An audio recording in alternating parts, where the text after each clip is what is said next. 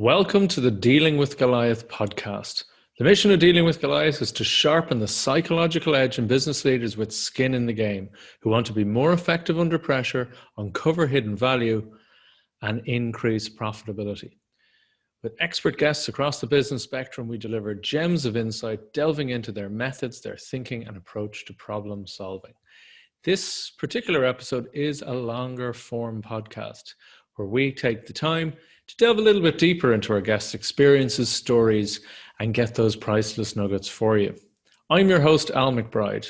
My guest today is the remarkable Mr. Peter Sandeen. Now, Peter focuses on the fundamentals that make marketing consistently effective.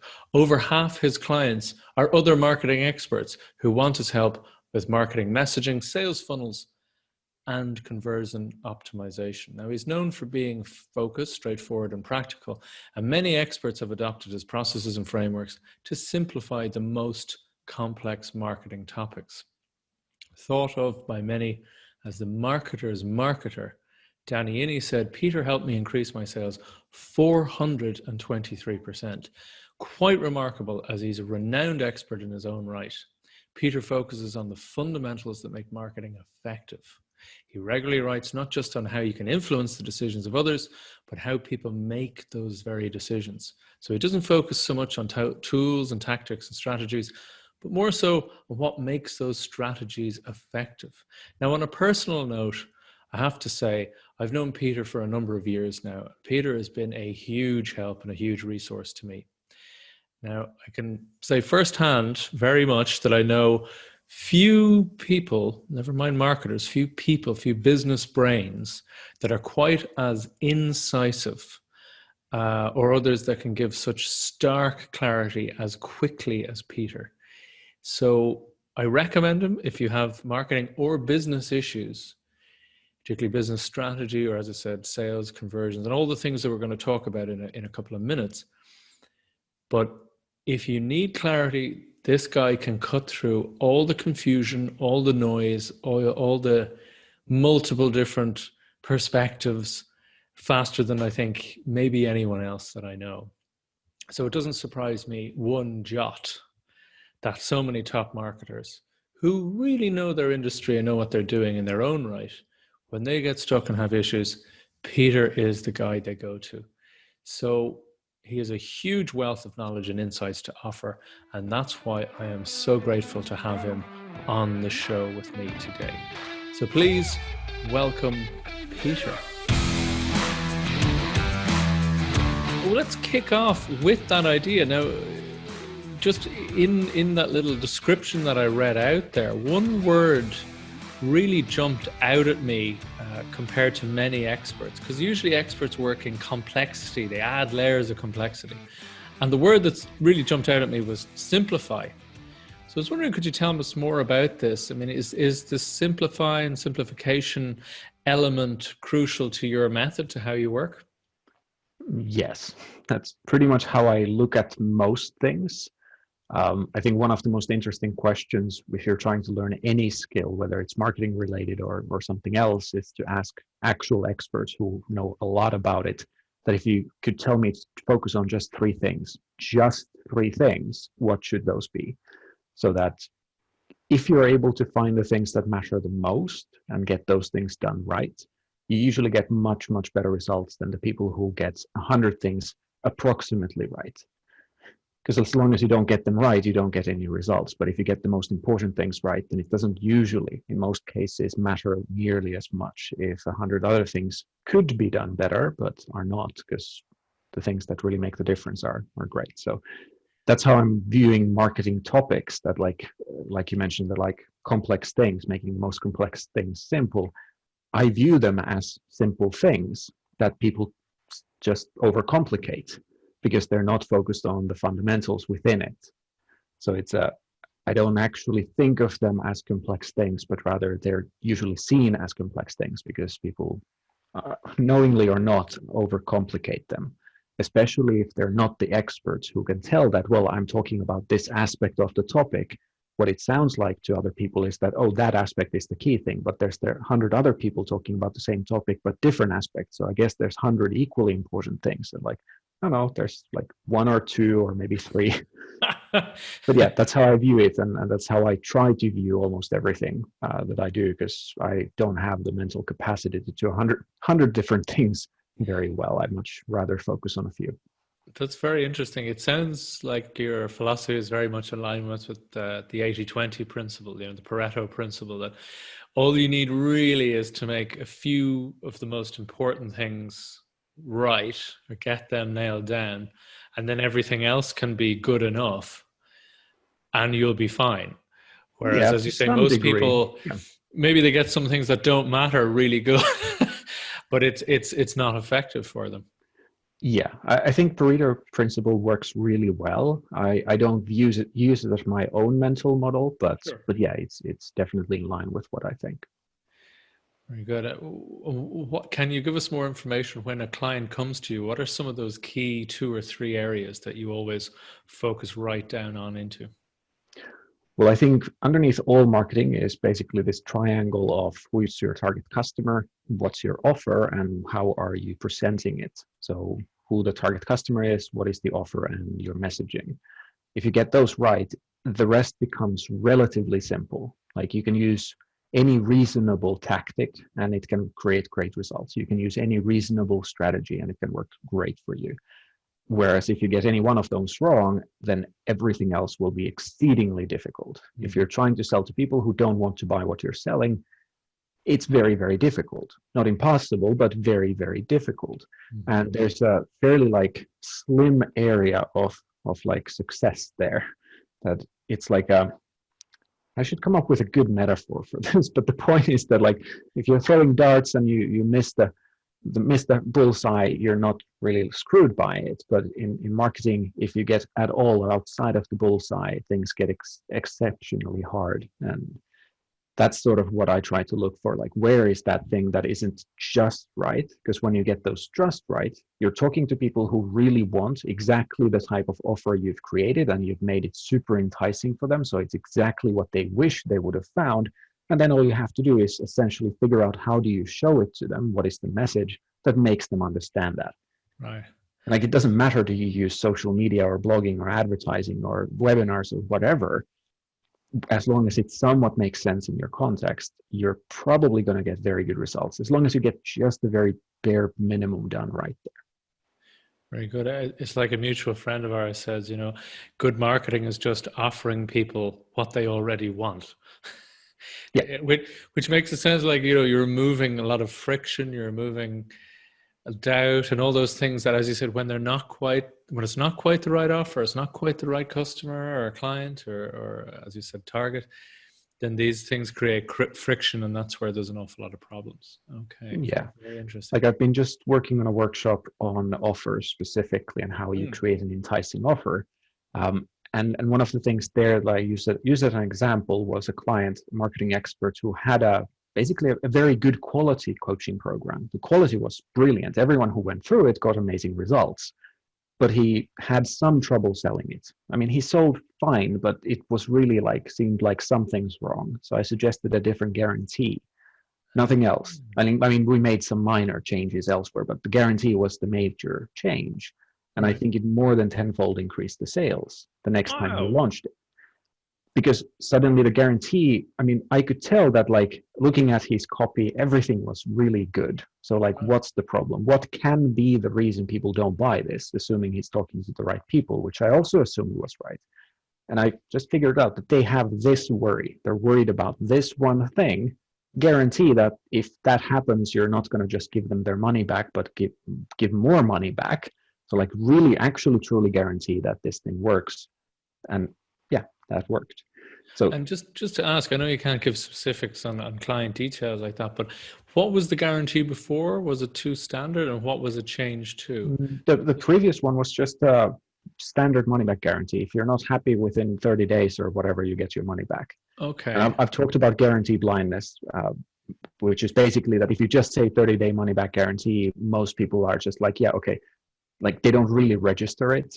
I'm not saying you shouldn't do it or that it wouldn't help your sales. I'm just saying that it's not something people will stop to and be like, whoa, that's amazing. That must be an amazing thing you're selling if you have that much trust in it. no, like you have to guarantee something more specific or make it stronger otherwise. And the new one was, well, can't say the details, but the basic idea was that if this thing doesn't happen, you get your money back and a couple $1,000s on top. Wow. But It really which is was putting. more than the price of the program.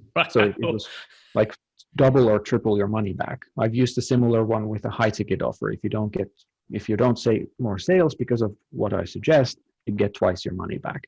So it gives a very I mean, that's a very specific offer. I don't Right. categorically offer that to every situation, but as an example of like, if people don't truly believe something is going to happen, then just saying that, well, you get your money back if it doesn't, I don't think it has a lot of power anymore. That's a very interesting point, because you were talking about the perception of the potential buyer obviously reading this. There's still a worry or a concern there, right? Mhm. Whereas, as you said, the guarantee blindness is part of that because they don't believe they'll get their money back? Or is it more so that, oh, I know I can get my money back, but I have to spend hours of my time and effort doing something that doesn't work, then having to ask for the money back, which loads of people are very uncomfortable about. Like, what do you think? I know we're surmising a little bit here, but what do you reckon the issue there was, with the difference? I think part of it is the latter that you pointed out, that it is the lost time, and just giving someone's money back doesn't pay for that. They just didn't lose money, they just lost the time. But I think in some cases it's also that if you're just saying that, well, get your money back, it can easily sound like, on a skeptic's mind, it will sound like, well, I guess most people just won't ask, and that's how you make your profit. Like, you're not really risking anything, although they do forget that there is a cost associated with getting the customers and then refunding the money. It's not like they wouldn't lose anything, but overall it can be seen as just a marketing ploy. But if you say that, well, either you get this specific measurable result, or you get this many thousands of dollars extra back. Like, no one can look at it and be like, well, that's just a marketing trick. Like, people just won't bother to ask for that because it's so much money that obviously they would ask if that result doesn't happen. But you can't always promise that. But I knew that in that case, people who went through the program got the result. So it wasn't a problem of, we can't guarantee it. It's rather, well, we're guaranteeing it, but it doesn't mean anything to people. As you said, it changes the perception. This is a phrase I use quite a lot, with the skin in the game idea. That, as you said, with the flat guarantee, what you're saying is, enough, if I'm hearing you right, an awful lot of people don't feel that the vendor, the seller, has skin in the game so much. Whereas when they're offering to pretty much compensate them monetarily for their time as well, then it's like, oh wow, you really do have skin in the game. Therefore, you're probably not giving me nonsense here. It's not, you're the real deal. Yeah, I think a generic money back guarantee, or just a flat money back guarantee, works well if there is some other way that you can show that this has actual cost for me. So if you say that, well, I have 10 slots for a program, and you're going to take one of those, and then there is a major opportunity cost. Like, if I have to refund your $50,000 or whatever it is, even if it is a lot less, I think it still would work. But as long as there is a clear perception of, I am taking one slot that you won't sell to someone else, so it actually does mean something for you as the seller.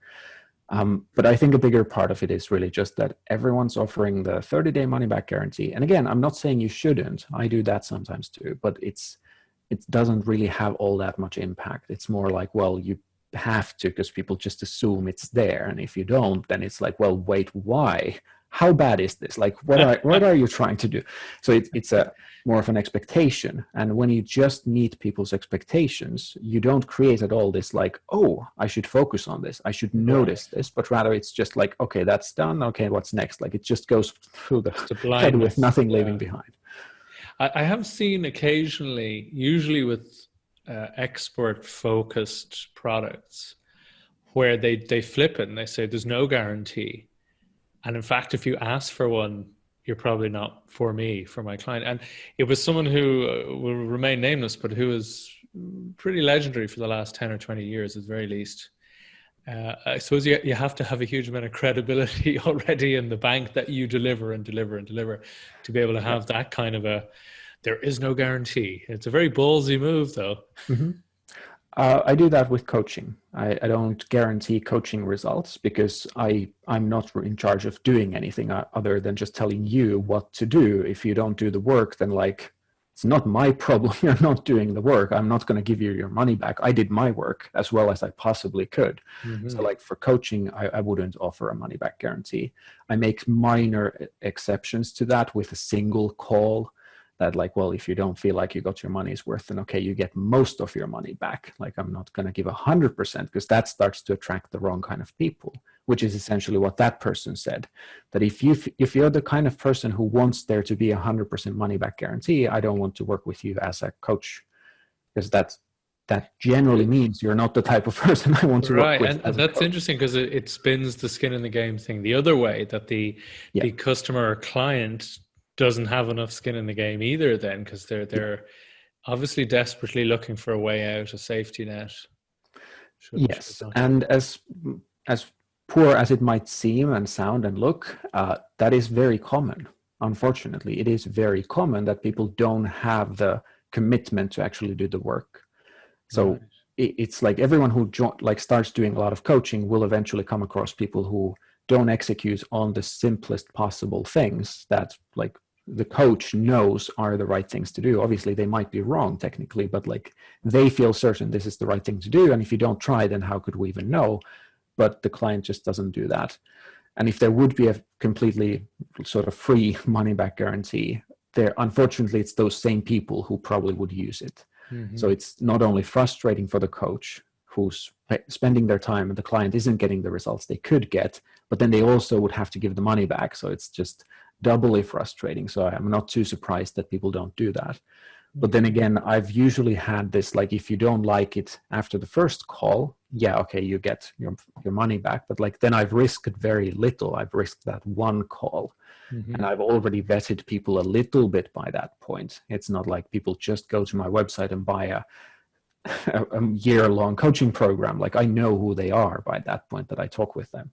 So it's that I don't think I've ever had to give money back on. But like if people have bought just one call, and I've had years ago, I had a completely unconditional long money back guarantee. I think one person asked for it, and they asked for it because they completely forgot what we were talking about. Okay. And didn't execute on anything. But anyway, like guarantees are not exactly my specialty, but like they are a good example of if you can change the perception of it, then you change your results. If you make changes that don't affect people truly what they're thinking, what they're focused on, what they believe, then it doesn't change their behavior. Guarantees are just a simple example of how if you can change their perception with it, you change your results. And it works both ways. If you say that, well, unconditional 10-year money back guarantee, and if you don't like it, you get $10,000 extra on top. I mean, obviously that will spark people to think their perception changes for somehow. I can't say what because it's contextual. But also, if you just say that there's no guarantees, if you're the type of person who needs a guarantee, like this is not for you, that also changes people's perception because it makes them think that, so am I the type of person who needs that guarantee? Like, do I want to be that kind of person, or do I rather want to be the kind of person who doesn't need that safety net, but rather is really there to do the work? And I mean, again, contextually can have a very different effect. But yeah, as long as you're not changing how people perceive what you're offering, you're not probably going to see any difference in your sales. Okay, so it is that change of perception in the potential clients or customers' mind that you're looking for. It's a very interesting point. Is that also where the vast majority of marketing falls down, that there isn't a change in perception? That either, as I said, it's that blindness, that it's just bland, you know, people have heard it 1,000 times before, or at the other end of that spectrum, which is believability, that you make a claim that people are going, I don't believe that's possible. I think all of the above can be the points. It's very commonly the issue in conversion optimization that people are testing and changing things that don't change the perception. They're changing how they say something, but they're just changing how they say the same thing. And if you say the same thing in 7 different ways, people mostly still perceive it as pretty much the same. But if you say completely different things, you talk about different topics, then you create a difference in perception. That's why 90-something% of A/B tests end up being completely useless. They don't produce any result, regardless of sample size and so on. But the other things are true as well. I think where most marketing falls flat is there isn't truly a good match between the target customer, what you're selling them or what you're offering them, and how you're presenting that offer. So what is the messaging there? For example, what typically is told to people is that just list out all the benefits and all the positive outcomes people will get. And there is a way to make that work. It's old copywriting advice, and it is very good advice if you know how to apply it. If you don't know how to apply it, you sound like a used car salesman. And it doesn't mean anything anymore. When you list out 100 different benefits, all of it just becomes this mush, nothing stands out. So even if there were some of the benefits people desperately want, they hardly notice those. Whereas if you just say 3 things, for example, well, you will get this, this, and this benefit. Do you want to know more? Because that's really this option. If you don't want those, then buy something else. If you want those things, then that suddenly sounds like the perfect option for you. So when people try to say too many things, it sort of becomes this bland thing, even if they're somewhere in between all those things are the right things, the potentially impactful things. So when I work on messaging, it is, let's say 80% of the time or 70% of the time, there's no new thoughts. It's just taking away 90% of the thoughts and uncovering the ones or focusing on the ones that actually make a difference. It's that example of Picasso. You know, he can do the standard painting when he was 15 that looked like a superb painting. But as I said, the difficult thing was drawing a bull with one line that perfectly evokes not just a bull, but nearly the spirit of the bull with the look of the bull. And that was the trick. It's as I said, the other one, isn't it, that where, you know, apologies for writing a long letter. I didn't have time to write a short one. It's the same idea that it's easy to just list these things out. It's difficult to be concise. Is that an element when, because as we were saying earlier, you work a great deal with half with business owners and about half with marketing experts. Is that one of the key differences when you work with marketing experts, that they're down with a lot of these principles, or is it, do you have to do some of the same processes regardless? Well, we go through the same steps. Okay. It's the shoemaker's son doesn't have shoes. But the main problem is that even if you're very good at these same things, the fundamentals, the primary problem is that you are you, not your customer. And you have to change that sort of, it's not even sort of having a mirror in front of you, but rather you truly have to see how the other person sees what you are offering them. So like when people define a target customer, the traditional way is to define what do they look like to you? How would you describe them? How would you pick them out of a crowd? And like for messaging, that's not useless, but mostly useless. Sometimes it's very meaningful, but it's only a sliver of what's meaningful. So just to clarify that one, you're talking about demographics as such. Yeah. Whereas, so it would be things like gender, age, location, industry, company size, job title, those sorts of things. There's usually, I'm not saying they don't do also some of the psychographics or something in between, which is like, well, they have this problem or something. Yes, they do a bit of that. But when 99% of the effectiveness comes from those things, as in how do they see what we're offering, and defining the target customer based on they all have the same perception of us or the same perspective towards the type of thing we're going to sell them. You can't really create effective marketing because you're trying to talk to people who have a different idea of what you're selling. And then at the same time, you can't make it so that it's effective for both of them.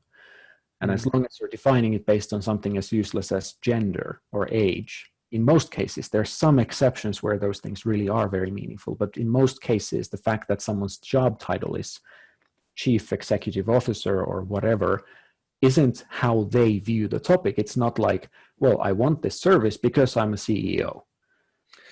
No, like it's not like they buy an email marketing software because we're this sort of company. Or it's not that they buy clothing because, well, I am this aged. Like, I mean, maybe that's a thing for someone, but most people don't go like, well, I'm 50 now, so I need to buy a suit. Right. Or there's a specific type of suit that I need to buy because I'm 50. Like, that's not how people think. They have a perception of their or perspective to the topic. Like, I want to look this way, or I want to feel this way, or maybe I want something that feels luxurious. So now I buy this type of a suit and I'm looking for these sorts of things related to it. or the company is thinking that, well, we have trouble not with getting new clients and so on, but upselling them. So how could we solve that? Well, if we did this sort of email marketing, it could work. So what sort of solution would enable that? It's not like they go there, well, we're a food company, so we need email marketing. Like what they do can influence how they see the problem they're trying to solve, but most of the time it doesn't. And still, how people usually define target customers is almost only what is sort of how they see the customer rather than what the customer sees when they look back at you. And that's And just indeed, exceedingly difficult to do for someone else, or yeah, sorry, very for difficult, yourself. very difficult, very difficult. I mean, there's an element, you know, from design thinking where you do a huge amount of discovery research. You have conversation after conversation after conversation, but even when one goes out and interviews the users of whatever it is you're trying to improve, whether it's a shopping trolley or a stroller, pram, or whatever, you usually have someone else with you who's taking notes on the things they say as well as what they don't say. So because you know, because there's all of these what people say and then what their behavior is slightly different again. Yeah, you know, their behavior and action is different to how they justify their behavior or their choices. So it does get very complex. So when you have, as you said, 10 or 20 benefits to the customer, but they're what would you say, they're features of your product or service, how do you then start to really whittle them down to not what you think is the best? Because that's always the trap, isn't it? You think, oh, these 3 things are the coolest or the most useful. Whereas the customers are like, yeah, I like number 1, but 2 and 3, nothing. How do you get that feedback then? How do you decide on what those key, as you said, 3 is a magic number, key 3 things rather than listing 10 or 12 of them? It can be more than 3, but rarely, Sure. or it can be 5 maybe. But anyway, the point is, first you get very clear on their perspective. So I don't talk with customers about the outcomes or benefits or features until we have a pretty good idea of what is going on in the customer's minds or the potential customers' minds. And this is also why I don't usually even suggest we do any sort of interviews with customers, because when they're your customers, they already have a very different perspective to what you sell compared to someone who hasn't already bought and used it. So that's also, I think, I mean, 99% of the time, people either don't understand why they bought something, or if they do, they don't tell you honestly. Right. So you can't really trust what people say anyway. So you have to go about it in these very roundabout ways. And it's usually better to talk with people who don't yet know what you sell. Then it can be useful. But it is still that you have to do it in very roundabout ways for it to end up being effective. It's a very interesting point. When I was in the Innovation Academy doing these design thinking trainings, so I did the training and then later I facilitated on it. But when we had to literally reinvent, as I mentioned earlier, the pram, or as Americans call it, the stroller. And I rang my friend who had a 2 or 3-year-old. And he said, I said, I'll give you the truth on it. Because I'd ask people and they'd be like, oh yeah, with this thing that has a coffee cup holder and all these different features and attributes. And what one thing lacked, then the next stroller actually had solved, and it was very confusing. And he said, no, I'll give you the lowdown on it. This is what people won't tell you. So that's all not true. It's not inaccurate. It's all about image. Think like cars. Said it's all brands, and oh, you roll up to the playground, who is what, and oh, and they're checking. Oh, it's McLaren. Oh, he has a McLaren. This kind of thing. So he gave me the actual insight on what a huge load of the factors were. So as you said, people will tell you one thing, and it might be partly true, but as you rightly point out, it's probably not the key buying decision. Which is, it's very interesting, and this is something you've alluded to before in some of your previous writing, is being almost more interested in the people who didn't buy, who were close to buying but didn't quite get over the line. So how do you get into that mindset, as I said, when people don't even know why they're making half the decisions that they're making? Well, one of the most useful things I've ever done is send an email to everyone who didn't buy after some promotion and just ask, like, hey, like, I know you didn't want to buy. That's fine. I'm not going to try to change your mind. I just really value your opinion on why. And still 90% of the answers are either bullshit or just not the whole truth. But you can usually read something between the lines, even when they're not telling the truth, or not something useful. So if they just all say, well, it was too expensive, well, I don't think that's usually the case. I mean, I can tell that it's not actually that they couldn't afford it. They just didn't think it's valuable enough. It wasn't a big enough problem I'm solving, or they didn't understand that I solve also problem X and Y and Z. Okay. 10% of the time, they do actually give a very clear, like, I didn't think it would work in this sort of situation, or it didn't feel like it would do this, or I already have this thing, so it seemed like it's overlapping. So then I know, okay, so I need to make clear why, if you have that sort of a thing, it doesn't actually, like, yes, there's overlap, but it's still very significant additional value. So I change the promotion. Or if it's, well, if everyone's saying it's too expensive, then yeah, okay, think about pricing, but that's never been really the case. Right. So That's that's one of the most useful questions I ever ask. And it is a very genuine question. I never reply and say, oh, you're wrong. Now, like, no, of course, because go buy it's it their now. perspective, whether it's the actual reason or not. As I said, that's the label on the reason that they're giving you. And yes, it's the perspective they're willing to share. Yes, yes. So something that I think the more honest people, especially if ever I get an email back that says, well, I wasn't sure if you really know what you're doing. I'm like, okay, so what else do you say? Because you're actually honest about that. Because most people don't dare to say that. And I totally understand that. If they haven't known me for more than a week or more than a day, or, well, okay, I don't send that email after a day. But if they haven't known me for many months, then like it's a pretty bold ask to think that, well, you should believe me and you should commit to this sort of program. Yes, you can see others have gotten good results, but like that's still like a little iffy. Should you believe someone with you don't know so much about? So I totally get that, but people don't usually feel comfortable saying that. So the people who do start with that, I pay way more attention to, because it's like, okay, you're not too worried about my feelings. So you might actually say something else that's true as well. And of course, it might also be a sign that, well, I didn't build enough credibility and I should change the funnel and so on. Okay. But it is like, if they say something that they shouldn't say, that social norms are saying that that's not the sort of thing you're supposed to say out loud, then yeah, they're usually the most valuable feedback. Absolutely. Actually, remind me, I got a call from a charity that I used to support for 15 years, 12 years, something like this. And I changed, there was a little bit of controversy, but I changed to a different charity. And I don't give much, I give what I can, but it's a monthly subscription thing.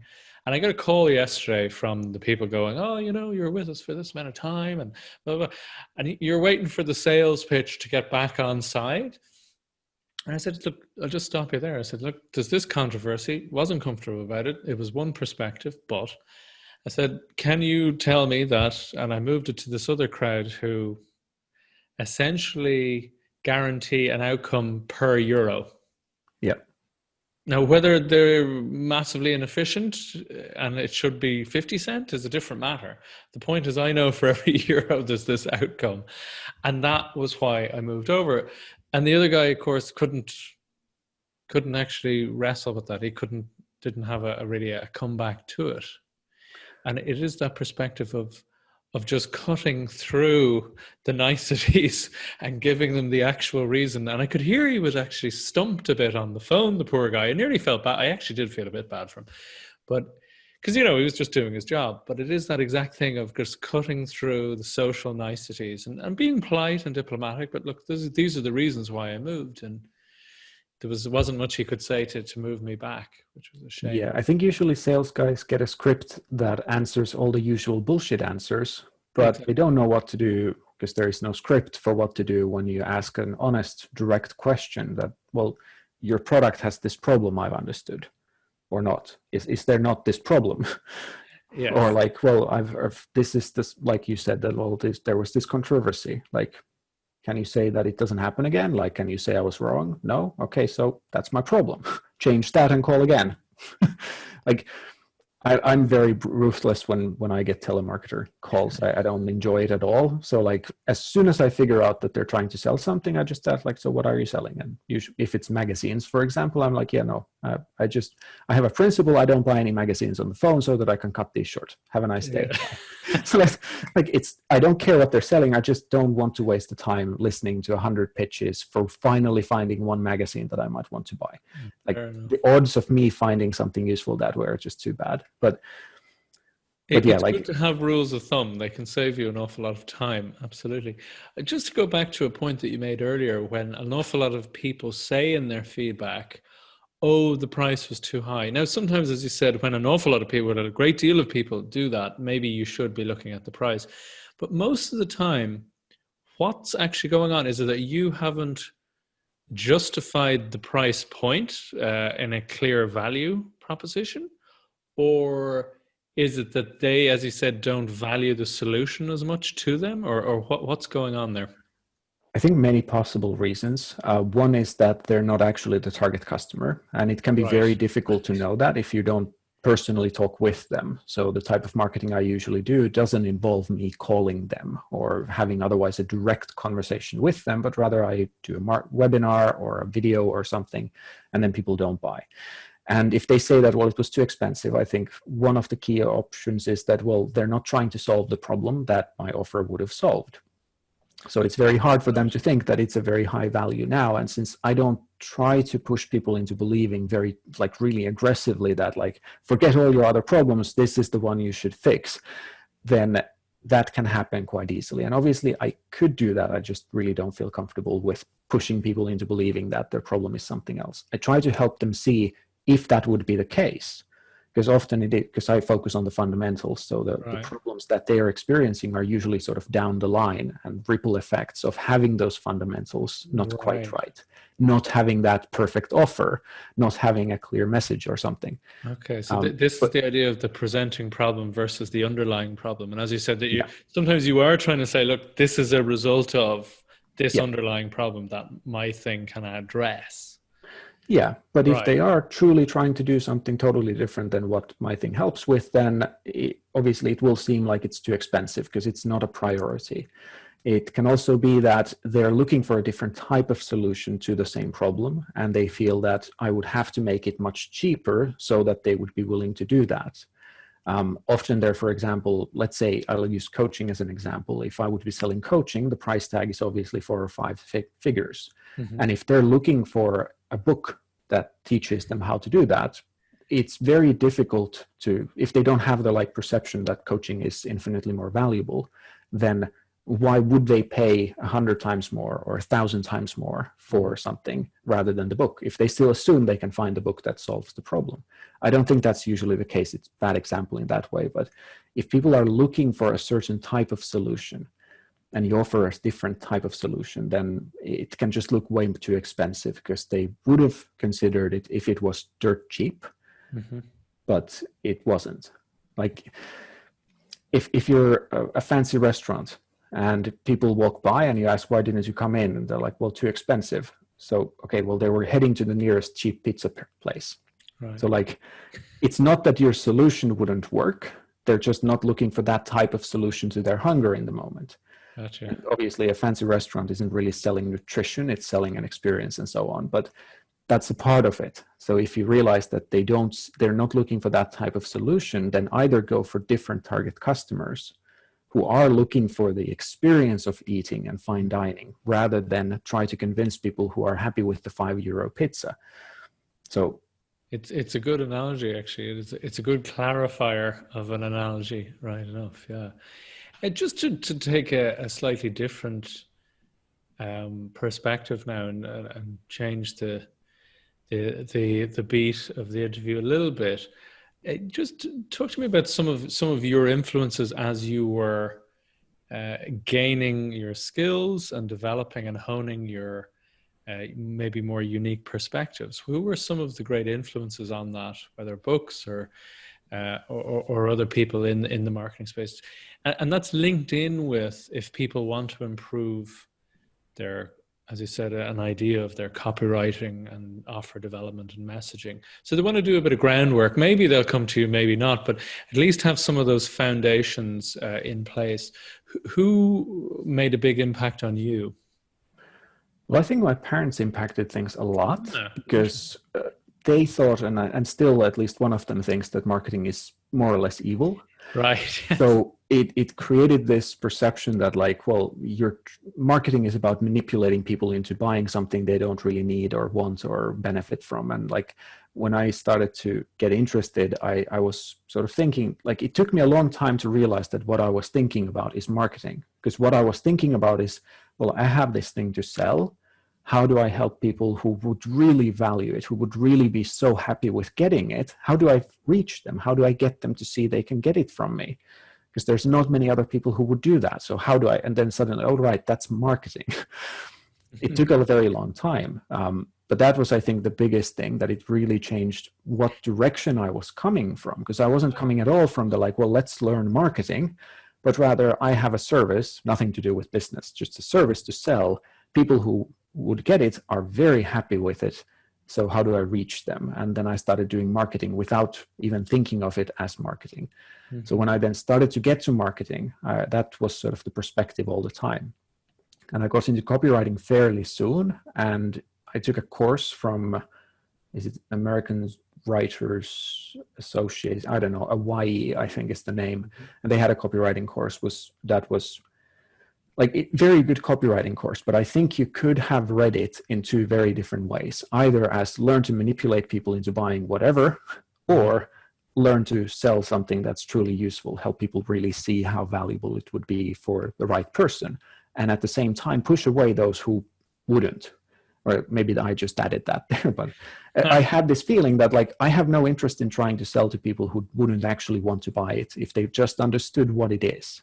I'm not trying to make them think it is something else than it is. And that goes back to our discussion on the expert panel there recently, where it was very much that what you guys, the three of you, very much were in consensus about was this idea that it's a way of serving, of giving value, but to the right people who can use that value. Whereas I think an awful lot of people get into a mess or a little bit of ethical or moral quandary when they have the feeling, and it's precisely as you pointed out, I think, that they feel guilt that they're not going to be giving the value if it's not the right customer. Because as you said, if it's not the right fit, then they won't get the value from it. Maybe that's why you're feeling a bit crappy about your trying to flog them something they don't really need. So it's a very interesting one. Just in more so of that, a little bit in the persuasion, but also then relevant to people who are having to negotiate or having to just create any sort of agreements or consensus or bring people on side to their way of thinking. What advice would you give to someone around dealing with people or making agreements? As I said, winning people over to your way of thinking. And that can be in terms of, I mean, I know you don't do negotiation per se, but you do a great deal of joint ventures, and you have you're very well respected across your peers. What are some of the factors that you could give people advice on how to have a similar situation? Well, I would look at it just like any other marketing thing. I would look at who's the target customer and what is their perspective to what you're doing. Right. Again, simplifying things. You have a different process for everything. But yeah, once you understand who they are and how they are viewing your situation, whether it is a group of people or just a single individual that you're targeting specifically, especially in high ticket sales. I mean, super high ticket sales, you might just have like individual customers and you're going after 10 different people in a year.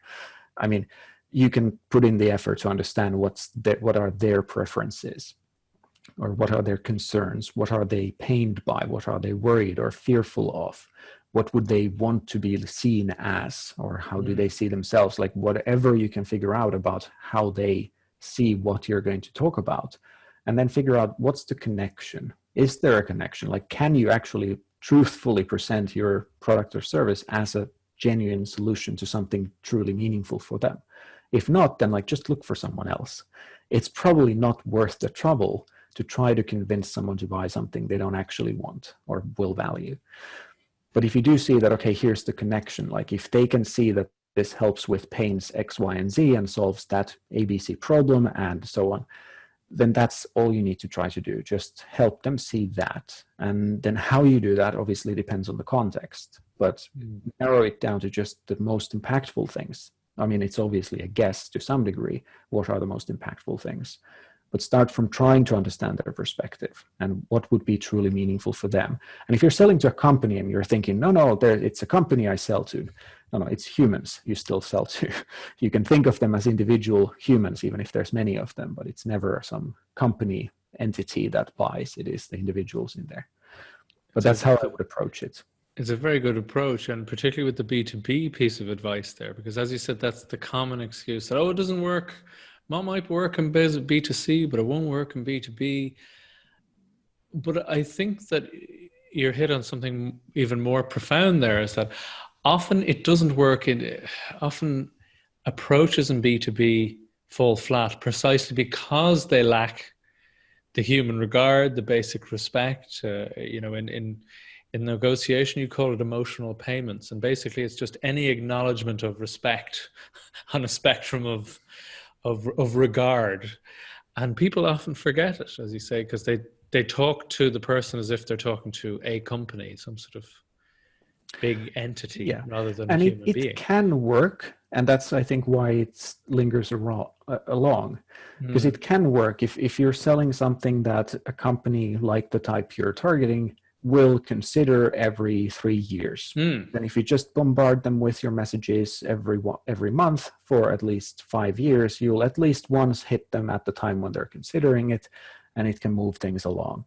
That just means that you'll be considered among the other 58 different options who have, or 770 different people who have been bombarding them for years. And then, I mean, good luck there. You will sometimes make a sale, and it can work. It's just unbelievably inefficient. There are cases where it might still be the most efficient way. I'm not saying it's always an inefficient option, but I have yet to see any of those cases. So I'm just saying it's possible it is the most efficient way. I just highly doubt that it would be. But that's sort of why it can work, that they are always approached by only people who see them as a company and sell to them as a company and not as individuals. But usually if there's one who understands that they are still humans and approaches them based on that.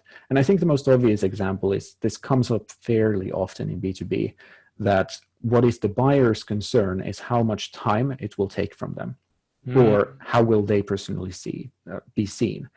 Company as an entity doesn't give a shit. Like the time they will put into it or how they will be perceived inside of the company is not the company's concern.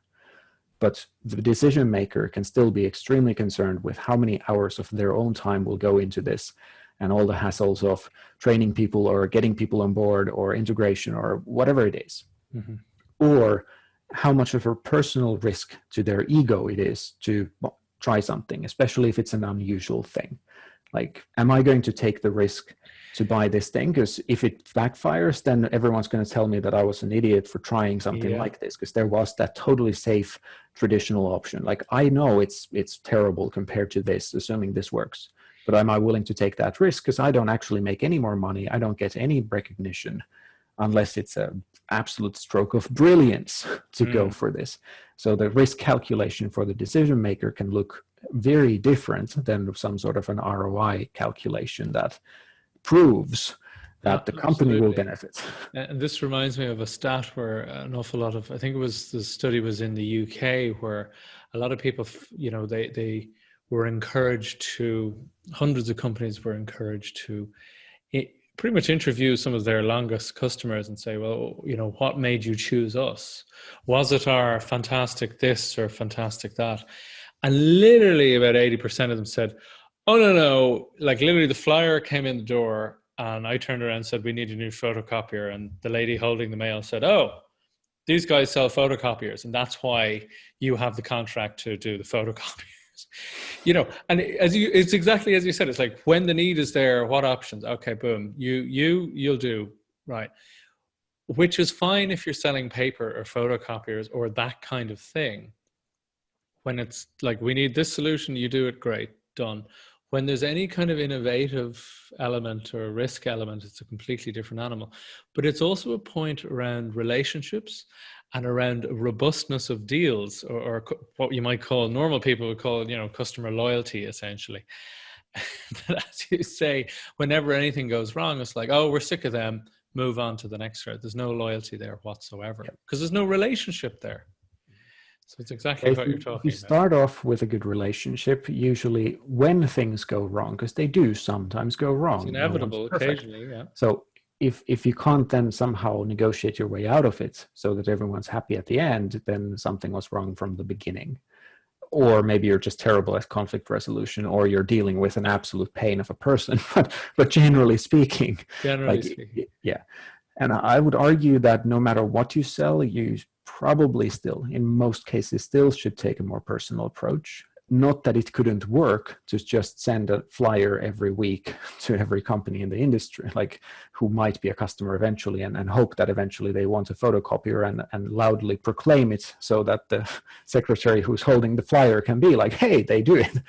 But that's an awful lot of coincidence, whereas if you do approach it in a more personal way, and it doesn't mean that it wouldn't scale. I mean, I do this and I don't ever do cold calls. I don't ever send flyers. I don't do anything of that stuff. Sure. And it scales perfectly well to basically infinity.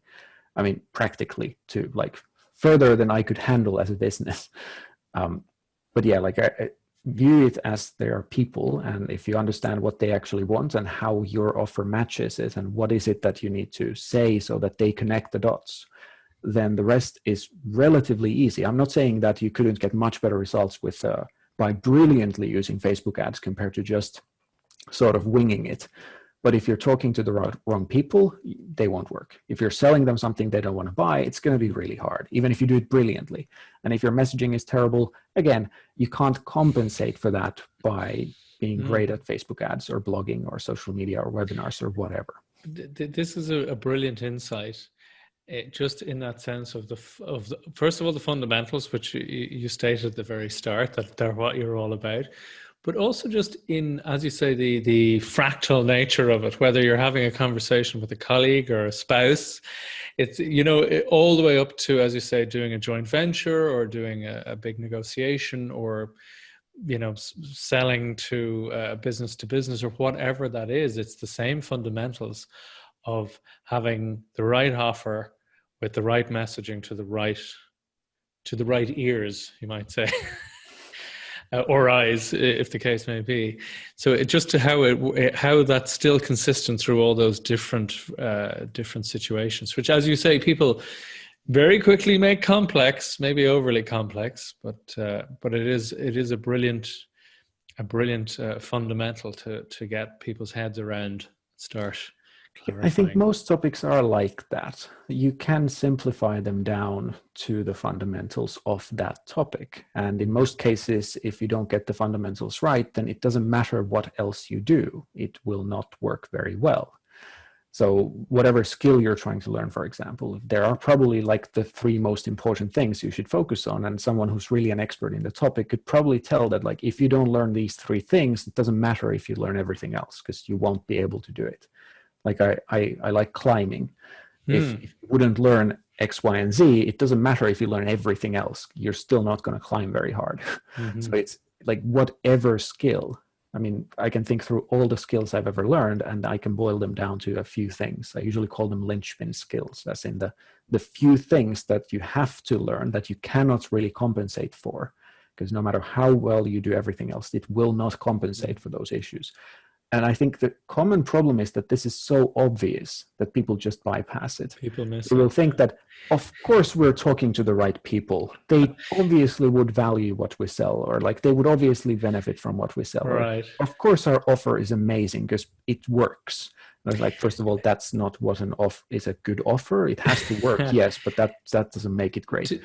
To use the analogy of languages, people sort of go, oh, you need to learn grammar. It's like, well, yes, you do need to learn grammar, but you need the core 400, 600, 1200 words in the language and used in roughly the right grammatical way to be understood.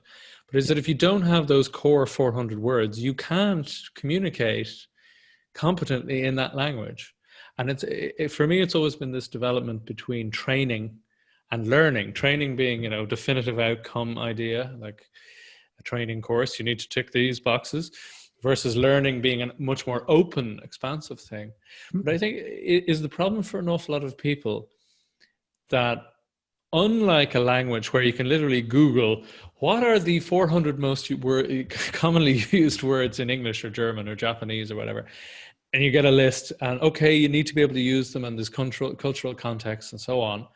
But essentially with those, then you're flying. If you know those, you've a damn good foundation, a good start. It's more complicated when you don't know what those core fundamental attributes that you need are. Yep. Right. Yeah, and that's really like marketing can be boiled down in many different ways. Like I boil it down all the way to what I would consider the fundamentals. But then again, if you really want to, you can go even deeper and be like, well, what sort of topic are you even building a business around? But like assuming you have some general sense of what you're doing, then I think the fundamentals are the target customer offer and message. But then if you go to, let's say, advertising, you have very similar things, but then there's also, well, where do you place the ad becomes a very important thing. It's still sort of, well, who sees it and what you're offering and so on. But there starts to be other things as well. Or in let's say a webinar, it's often about, well, what sort of story do you tell? Like, do the stories get the right ideas across? You still have to get the fundamentals right. You have to talk to people who want to buy something, they like offer something they want, and like messaging and so on. But you can boil things down to sort of different levels of fundamentals.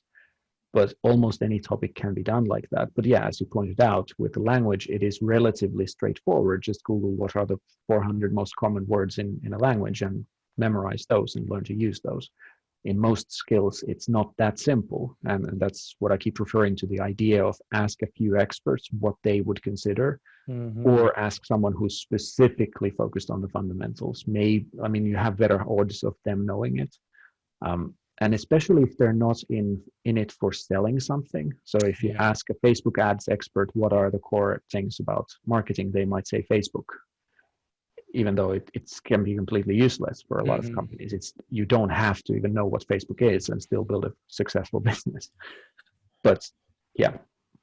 Well, very good. Well, it seems to keep boiling down sooner or later to, as you said, getting the fundamentals right. And when they're in place, then once they're up to a certain standard and a certain accuracy, then everything else can be great, it can be good enough, and you'll do just fine. But as you said, when people don't have those fundamentals, then you're moving deck chairs around the Titanic, as they say. It's a ship that's not going to sail. So, Peter, thank you very much for all of your insights and your gems. It's been a great conversation. Thank you. Hope you enjoyed it. I did. And thank you very much. I'll talk to you again soon. Cheers. Cheers. So I hope you got a lot of value out of that interview with Peter. I know I certainly did. Again, I hope you can see that, just as we were saying before, the level of clarity he has in thinking and a problem-solving approach is really second to none. I can wholeheartedly recommend Peter's work, but the amount of fantastic information he gives for free on his website is really quite astounding. petersandeen.com, that's SANDEEN.com.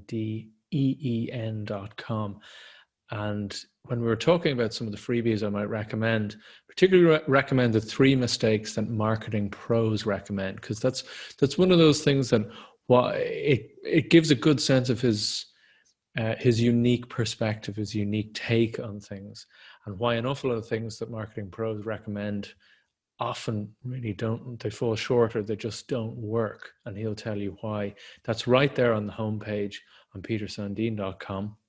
But he has quite a lot of other great resources around his website completely for free, as are, as I said, his Friday scribbles, which he does on a weekly basis.